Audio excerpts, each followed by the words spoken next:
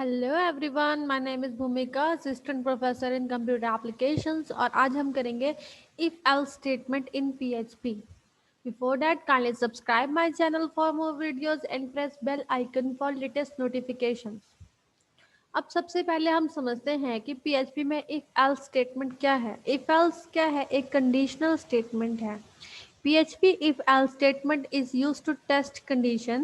There are various ways to use if statement in PHP. मतलब अगर हमें condition लगानी हो, कंडीशन इन द सेंस कि मतलब हमने कहना है कि 33% से किसी बच्चे के अगर कम है तो वो क्या है, फेल, और नहीं तो क्या है, वो पास है।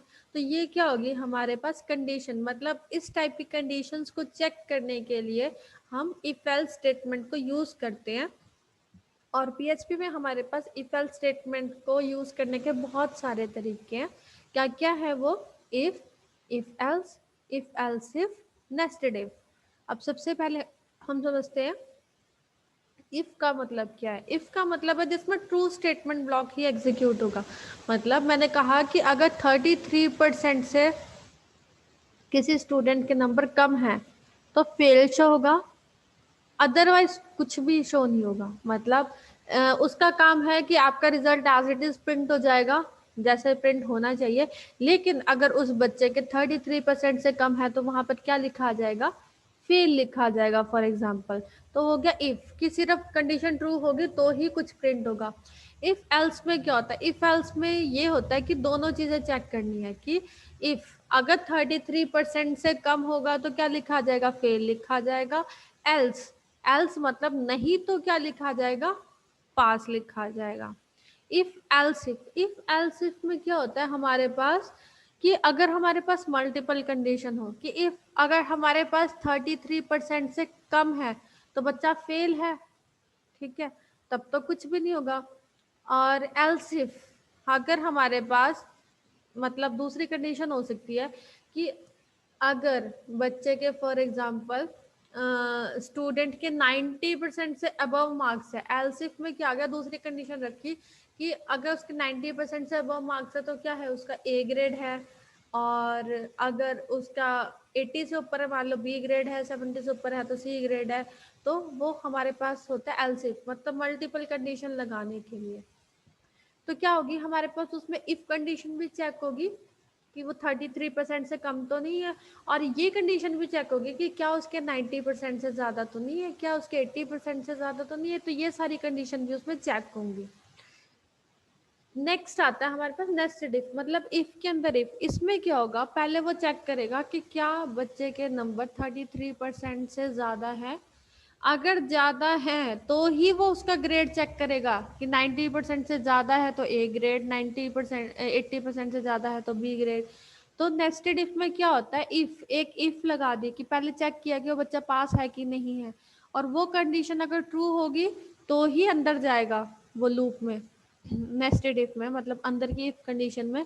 नहीं तो क्या होगा, उससे एग्जिट कर जाएगा। तो अभी हम इसको डिटेल में भी समझेंगे। अब हम करते हैं इफ स्टेटमेंट। सबसे पहले PHP if statement allows conditional execution of a code. मतलब एक कंडीशन लगाई है तो उसकी मतलब इस टाइप की स्टेटमेंट को एग्जीक्यूट करने के लिए इफ स्टेटमेंट को हम यूज करते हैं। It is executed if statement इस इफ कंडीशन इज ट्रू। मतलब ये तब एग्जीक्यूट होगा, इफ का ब्लॉक तब एग्जीक्यूट होगा अगर वो कंडीशन ट्रू होगी। मतलब मैंने लिखा कि अगर 33 से ग्रेटर है किसी के मार्क्स तो बच्चा क्या है, पास। तो मतलब अगर वो कंडीशन ट्रू होगी तभी मैसेज लिखा आएगा उसमें। if statement is used to execute the block of code exist inside the if statement only।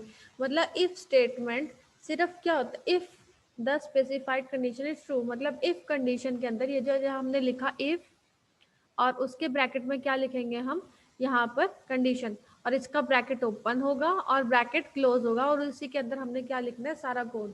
ये ब्रैकेट आप अलग लाइन में भी लिख सकते हो, सेम लाइन में भी लिख सकते हो, इसका कोई फर्क नहीं पड़ता। तो यहाँ पर इफ के बाद कंडीशन की मतलब 33 से ग्रेटर है तो ब्लॉक, ये ब्लॉक एग्जीक्यूट, मतलब ये कोड तभी एग्जीक्यूट होगा अगर ये कंडीशन क्या होगी, ट्रू होगी। मतलब ये कंडीशन सेटिस्फाई होगी तभी आपके पास ये कोड एग्जीक्यूट होगा। अब इसको फ्लो चार्ट से समझते हैं। जैसे कि हमने कंडीशन लगाई, इसमें सबसे पहले हमने कंडीशन लगाई, देखिए यहाँ पर हमने क्या करा, सबसे पहले कंडीशन लगाई और उसके बाद स्टेटमेंट एग्जीक्यूट। तो कंडीशन क्या लगी, अगर 33 से ग्रेटर है और ये वैल्यू अगर ट्रू होती है तो इफ के अंदर जो भी कोड लिखा होगा वो एग्जीक्यूट हो जाएगा।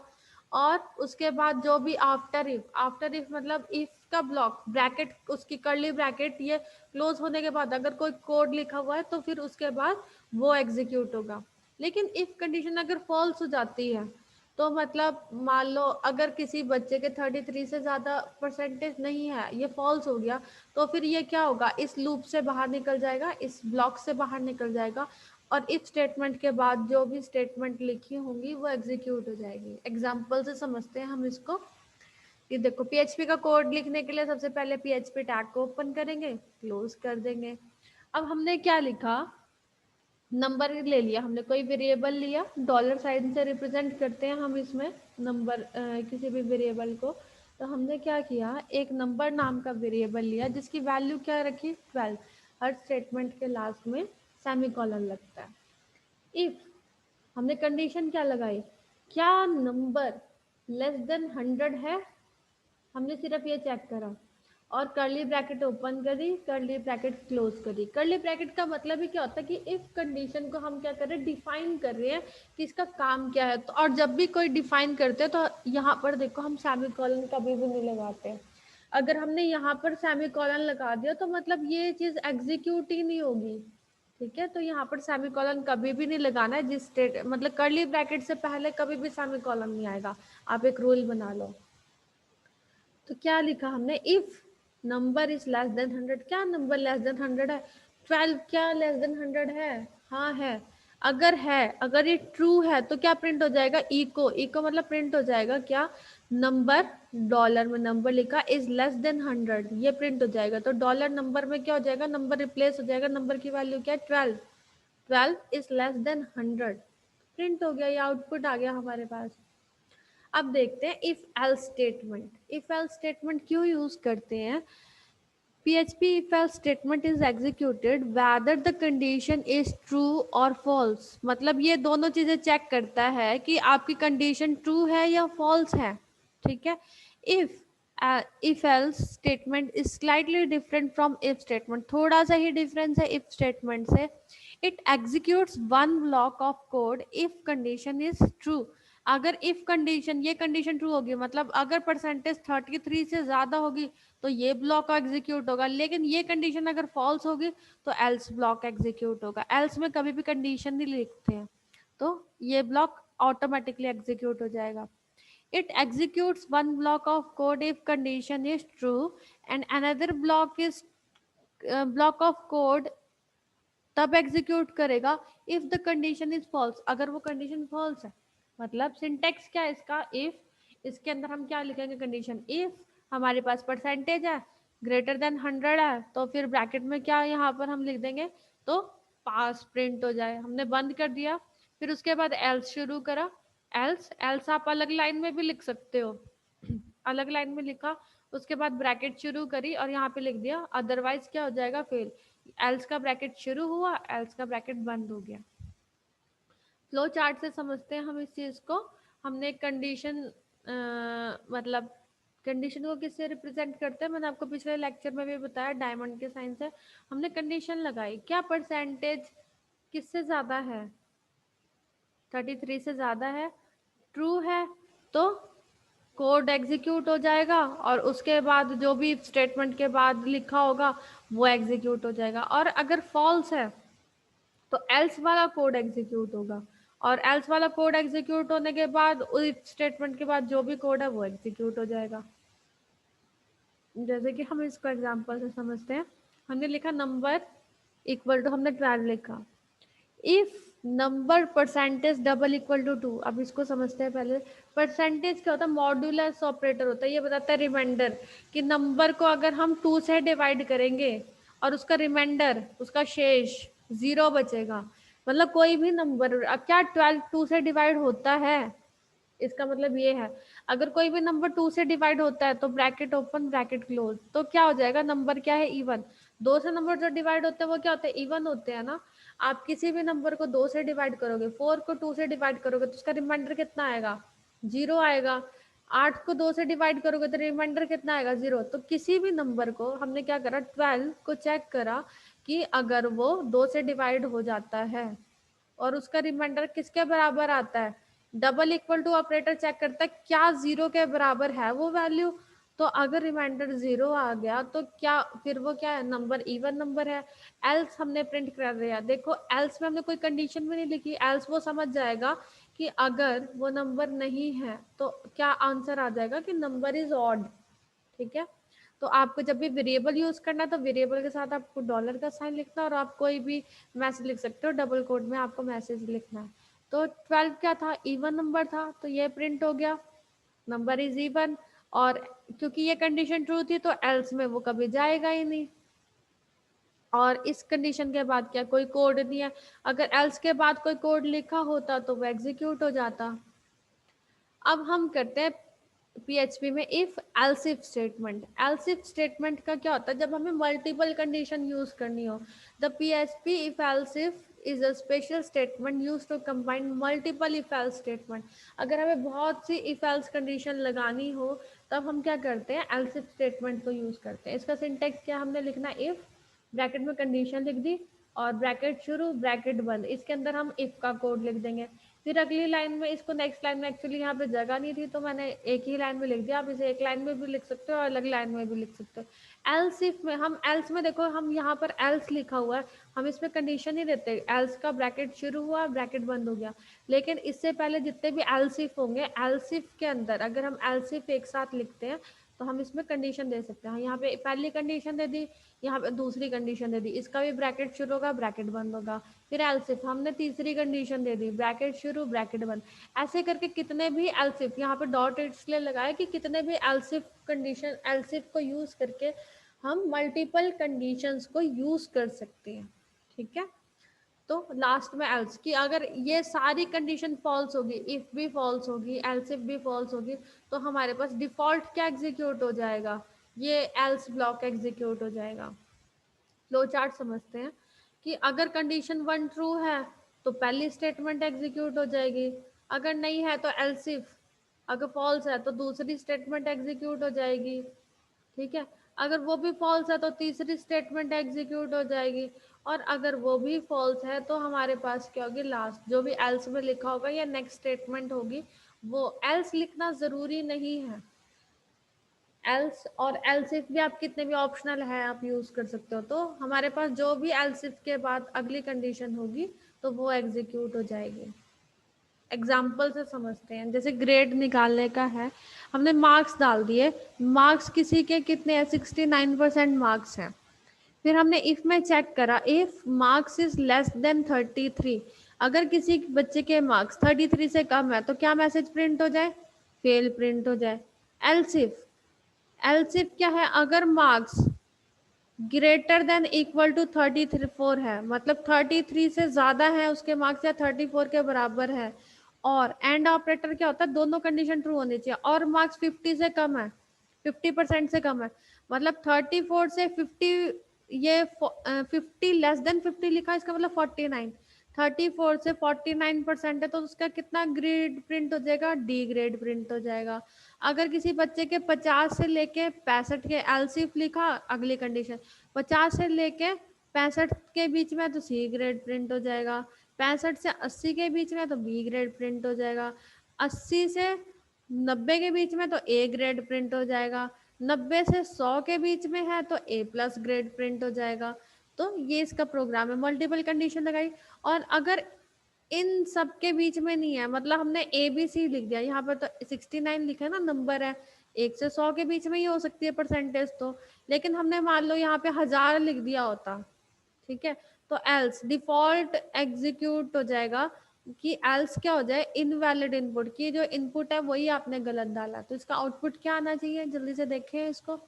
मार्क्स कितने डाले, 69, तो किस क्राइटेरिया में आ गया, इस क्राइटेरिया में 65 और 80 के बीच में है 69, तो क्या प्रिंट हो जाएगा, बी ग्रेड, तो आउटपुट क्या हो गया, बी ग्रेड। तो आपने इसको प्रैक्टिस करनी है, क्योंकि अगर आप इस कोड को रन नहीं करोगे और ऐसे बहुत सारे एग्जांपल्स आप इसमें इम्प्लीमेंट नहीं करोगे और बार बार इसको प्रैक्टिस नहीं करोगे, तो ये आपको आसानी से नहीं समझ में आएगा। ठीक है, हो सकता है थोड़ी देर के लिए आपको समझ भी आ जाए, लेकिन इसको प्रैक्टिकली इम्प्लीमेंट करना बहुत ज़्यादा ज़रूरी है। तो प्लीज़ इस लेक्चर के बाद आप इस पूरे कोड को एग्जीक्यूट करके देखें। एक बार आप देख कर एग्जीक्यूट करें, नोटबुक पे नोट कर लें और उसके बाद आप इसे रन करके देखें। उसके बाद आप 3-4 बार, अगर आप पहली बार कोई भी लैंग्वेज सीख रहे हैं तो 3-4 बार आपको बिना देखे रन करना है। इससे रिलेटेड दूसरी प्रॉब्लम फाइंड आउट कीजिए आप और वो प्रिंट करें, जैसे कि यह नंबर अगर 1 से लेके 10 तक के बीच में है तो येलो प्रिंट हो जाए, 10 से लेके 20 तक है तो ऑरेंज प्रिंट हो जाए। तो ऐसे ऐसे आप एग्जाम्पल लेके इसको आप कोशिश करेंगे तो आपको बहुत इजीली ये समझ आ जाएगा टॉपिक। लास्ट स्टेटमेंट मैंने आपको बताई थी, कौन सी थी? नेस्टेड इफ स्टेटमेंट, मतलब इफ के अंदर इफ स्टेटमेंट भी यूज कर सकते हैं। The nested if statement contains the if block inside another if block. The inner if, मतलब इफ के अंदर दूसरा इफ ब्लॉक होता है। The inner if block statement execute only when specified condition in the outer if statement is true. मतलब अंदर वाला if block तभी एग्जीक्यूट होगा जब बाहर वाली कंडीशन ट्रू होगी। मतलब मान लो हमारे पास एक पैसे रखने का एक बहुत बड़ा सेफ है, ठीक है, तो आप उसमें पैसे रखते हो, लेकिन उसमें पहले बाहर वाला लॉक लगता है फिर अंदर वाला लॉक लगता है। तो जब तक किसी के पास बाहर वाला लॉक नहीं खुलेगा तो अंदर वाला लॉक खुल जाएगा? नहीं खुल सकता। तो वैसे ही इफ स्टेटमेंट है, जब तक बाहर वाली कंडीशन ट्रू नहीं होगी तब तक अंदर वाली कंडीशन रन नहीं होगी। ठीक है, तो सिंटेक्स क्या है? इफ हमने कोई भी कंडीशन लिखी, इसकी ब्रैकेट शुरू और इफ का ब्रैकेट लास्ट में बंद होगा, उसके बाद दूसरी इफ स्टेटमेंट और ये। तो मतलब ये कंडीशन अगर ट्रू होगी तभी वो इस कंडीशन को चेक करेगा, वरना वो इस कंडीशन पे चेक ही नहीं करेगा। ठीक है, एग्जाम्पल से समझते हैं हम इसको कि किसी पर्सन की एज कितनी लग रही, हमने 23, और नेशनैलिटी क्या है उसकी? इंडियन है वो पर्सन। ठीक है, इफ अब हमने कंडीशन लगाई if nationality equal to double equal to Indian. जब हमें चेक करनी हो किसी, इसको बोलते हैं इक्वालिटी ऑपरेटर, अगर हमें चेक करना हो कभी भी तो हम डबल इक्वल टू को यूज करते हैं। अगर पर्सन की नेशनैलिटी क्या है? इंडियन, तो हमने नेशनैलिटी की वैल्यू तो पहले इंडियन रखी, हाँ इंडियन है, तभी वो अंदर वाली इफ स्टेटमेंट को चेक करेगा। तो अंदर क्या लिखा? If age is greater than 18, अगर एज की वैल्यू या तो 18 से बड़ी है या 18 के बराबर है तो क्या प्रिंट हो जाए? Echo eligible to give vote, तो प्रिंट हो जाए एलिजिबल है वो वोट देने के लिए। एल्स अगर 18 से ज्यादा नहीं है तो क्या प्रिंट हो जाए? Not eligible to give vote. ठीक है, तो ऐसे प्रिंट हो जाए। तो हमारे पास एज की वैल्यू क्या? 23, 23 ज्यादा है ना 18 से, तो क्या प्रिंट हो जाएगा इसमें? Eligible to give vote. तो ये हमारे पास आउटपुट आ जाएगा। फ्लो चार्ट से समझते हैं, हमने एक कंडीशन लगाई, अगर वो एक कंडीशन ट्रू है तभी वो इफ कोड को एग्जीक्यूट करेगा। फिर उसके अंदर दूसरी कंडीशन लगी होगी, देखो ये पहले कंडीशन चेक करी, फिर उसके अंदर उसने उस कोड को एग्जीक्यूट करा, उस कोड में क्या एक और कंडीशन लगी हुई है तो उसके कोड को एग्जीक्यूट कर दिया। और उसके बाद अब यहाँ पर तो इसके बाद कोई स्टेटमेंट ही नहीं लिखी, अगर कोई स्टेटमेंट लिखी होती तो वो एग्जीक्यूट हो जाती। अगर वो कंडीशन फॉल्स है तब भी वो बाहर आ जाएगा, अगर इफ वाली कंडीशन फॉल्स है तब भी वो लूप से बाहर आ जाएगा, इफ कंडीशन से।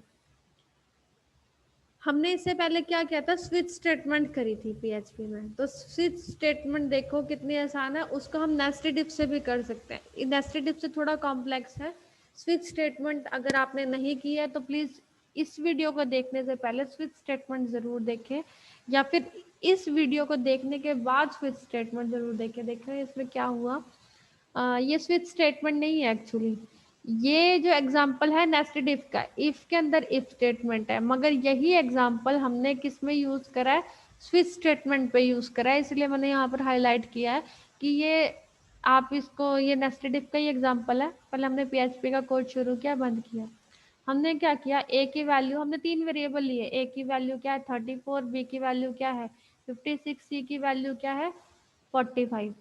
और हर स्टेटमेंट ये अलग अलग स्टेटमेंट है, आपने सेमीकोलन दे दिया मतलब ये सारी अलग अलग स्टेटमेंट्स है। अब if dollar A is less than dollar B, अगर ए की वैल्यू बी से छोटी है तो वो क्या चेक करे, क्या ए की वैल्यू सी से भी छोटी है। इसके अंदर इफ तो ए की वैल्यू अगर बी से भी छोटी है और सी से भी छोटी है, इसका मतलब ए की वैल्यू सबसे छोटी है, तो क्या प्रिंट हो जाए, A is smaller than B and सी।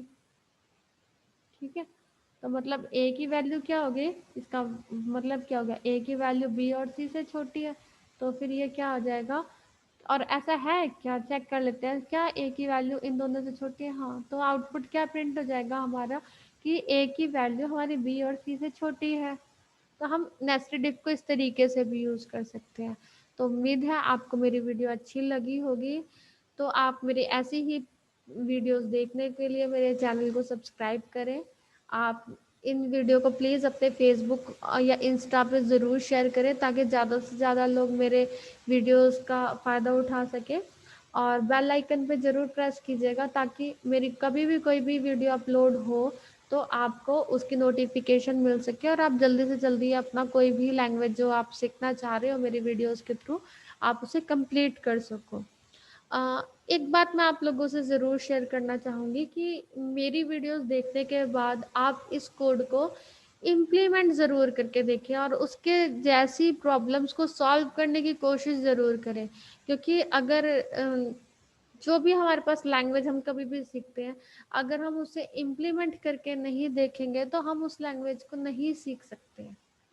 जैसे कि हम हिंदी बोलते हैं, तो अगर हम बोलेंगे ही नहीं और हमने सिर्फ पढ़ा है तो हम हिंदी नहीं बोल पाएंगे, हम सीख ही नहीं पाएंगे हिंदी।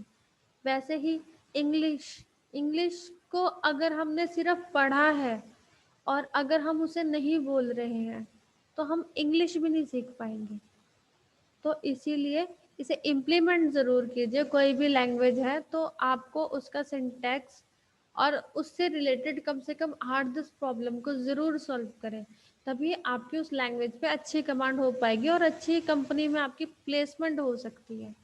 आपको किसी भी गवर्नमेंट जॉब प्राइवेट सेक्टर में जॉब करना है, वहीं पे आपको इस सब कोड्स की ज़रूरत पड़ेगी। नॉर्मली गवर्नमेंट में भी होती है जॉब्स इसमें प्रोग्रामर की, बट आपको वो तभी आएगा जब आप उसे इम्प्लीमेंट करोगे, उसके जैसे 10 प्रॉब्लम्स को सॉल्व करोगे।